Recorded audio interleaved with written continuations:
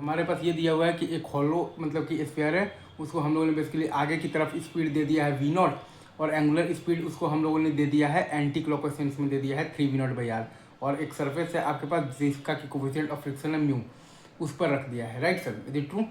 तो अगर आप देखिएगा ना तो बॉटम मोस्ट पॉइंट जो है वो आपका बेसिकली तो ग्राउंड के रेस्पेक्ट में बेसिकली फॉरवर्ड डायरेक्शन में मूव कर रहा है। मतलब कि फॉरवर्ड स्लिपिंग है, मतलब कि kinetic frictional force backward direction में आपका लगेगा to make v equal to omega. Right sir, is it true?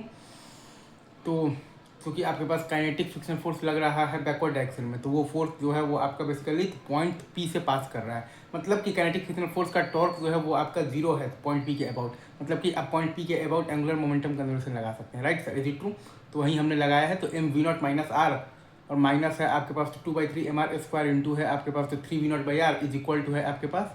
तो जब आपका बेसिकली प्योर रोलिंग स्टार्ट हो जाएगा तब का एंगुलर मोमेंटम हम लोग बेसिकली यहाँ पर लिख देंगे, तो वो आ जाएगा आपके पास 5/3 इंटू एम इंटू तो v of the pure rolling into r, तो वी प्योर रोलिंग आपके पास आ जाएगा -3 वी नॉट बाई 5, और ओमेगा प्योर रोलिंग आपके पास आ जाएगा -3 वी नॉट बाई 5 आर। अच्छा, अब अगर आपसे कोई ये बोल दे कि work done by the kinetic friction force बताइए, तो वो आ जाएगा आपके पास डेल्टा के चेंज इन दी तो काइनेटिक एनर्जी, तो 5/6 इंटू एम इंटू तो वी प्योर रोलिंग का होल स्क्वायर, मतलब कि 5/6 इंटू एम इंटू आ जाएगा आपके पास 9 वी नॉट स्क्वायर बाई 25, और माइनस इनिशियल काइनेटिक मतलब कि एनर्जी है आपके पास half M we not square, और प्लस हाफ इंटू आई है आपके पास 2/3 एम आर स्क्वायर इंटू है आपके पास बेसिकली ओमेगा स्क्वायर है आपके पास 3 वी नॉट बाई आर का होल स्क्वायर। ये आ जाएगा आपके पास work done by the kinetic frictional force. I guess ये आप समझ होंगे। चलिए sir, thank you very much, तो लव यू गाइज।